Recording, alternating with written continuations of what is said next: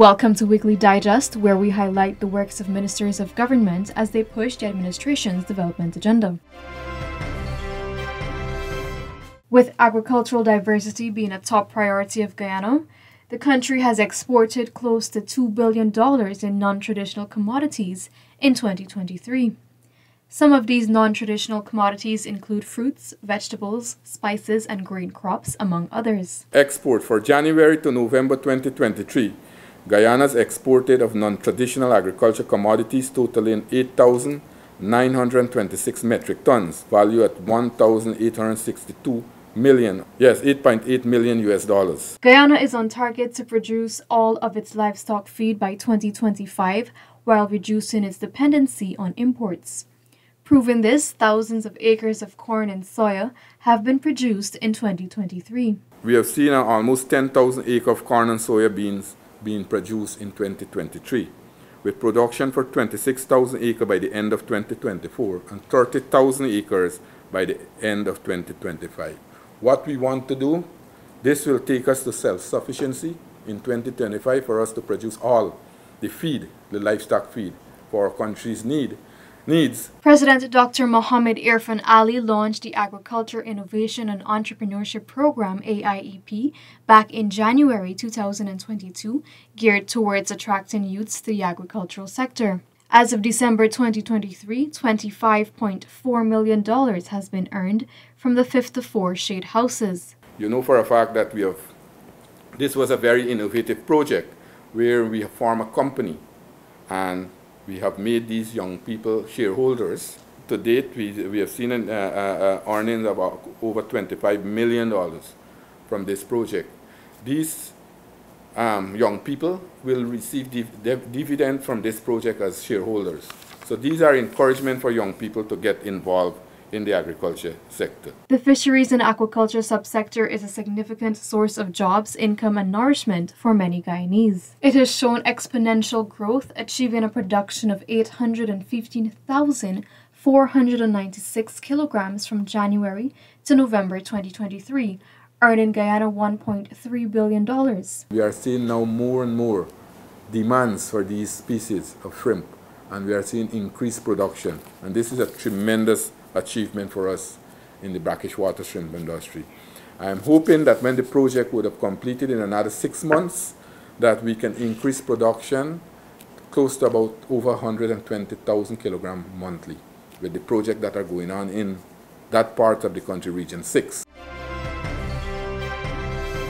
While there has been major works done and undergoing on a plethora of roads and bridges across the country, heavy focus is also placed on river transport. This means that a number of stellings had to be upgraded to offset the growing number of passengers and vehicles. Guyanese can expect the construction on some of these major pieces of infrastructure to be completed in the third quarter of 2024. We have 4 major multi-million-dollar projects ongoing in terms of the development of our stellings. The Kingston Goods Wharf, which is 35% completed. The Port Kaituma Stelling, which is 77% completed. The Comacus Stelling, which is 80% completed. And Marijuana Stelling, which is 34% completed. All of these stellings should be completed no later than the third quarter of 2024. By the first quarter of 2024, construction will start on a massive building to consolidate government ministries and agencies. This is a major project. You would have heard us discuss this at Parliament, and provisions have been made.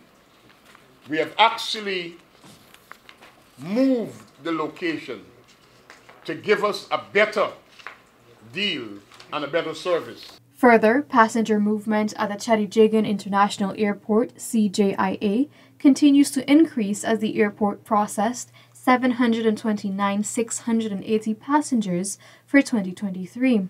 This represents an increase of 11% compared to last year's numbers. So we are seeing growth, and we're looking forward for the million mark very soon. And that will come as a result of us boosting our tourism potential, and us continuing to use Guyana as a hub to connect the Caribbean and South America. Government will be monitoring the availability of sand and aggregates to ensure there are no delays in the construction of the new high-rise bridge across the Demerara River. This bridge, apart from its transformational nature, is also tied into a time-bound, time-specific contract arrangement. And that means that we have to be able to meet significant milestones to ensure that we're keeping the progress going. They have completed, based upon the reports that I have received, 100% of the temporary bridge. And they're now putting in the platforms that are required to do the work. The Ministry of Labour's Board of Industrial Training, BIT, has trained 3,335 persons from across the country in 50 occupational areas from the $488 million allocated in 2023. Of that total, we trained 154 persons with disabilities via BIT program in conjunction with the one of the disability organizations. An important issue.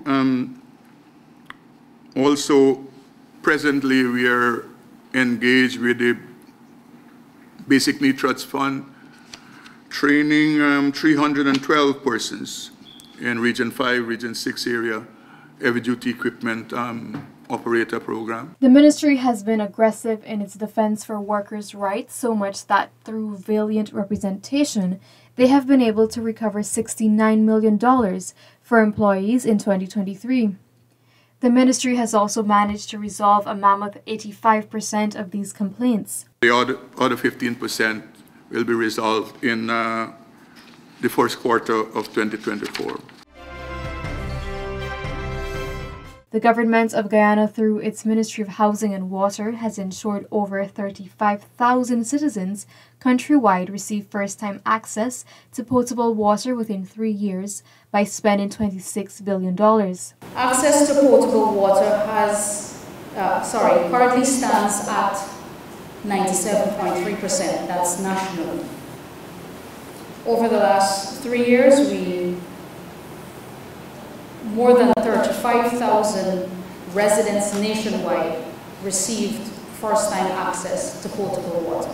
The road to achieving 50,000 house lots has become smoother, with a mammoth 9,600 lots being allocated by the Central Housing and Planning Authority in 2023. It sets a clear path towards accomplishing this manifesto promise made during the hustings. Region 4, by breakdown, was 7,128.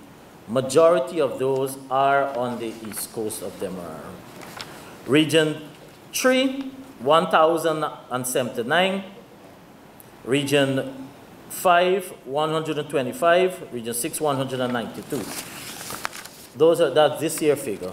For Region 3, in terms of allocations of what is happening, we will have an increased focus in Region 3 for housing program. Currently, we have the Edinburgh, Lenora area that a number of persons will be constructing houses, and expected to come on stream would be the Wales development area. That is going through its final stages in terms of design, and that will be part of the Region 3 program for housing for us. That's probably where the new area for Region 3 will come. Birthed from a newfound love for golfing during the height of the COVID-19 pandemic, the Tamari Sands Golf Course and Country Club rises as a symbol of Guyana's thriving investment climate.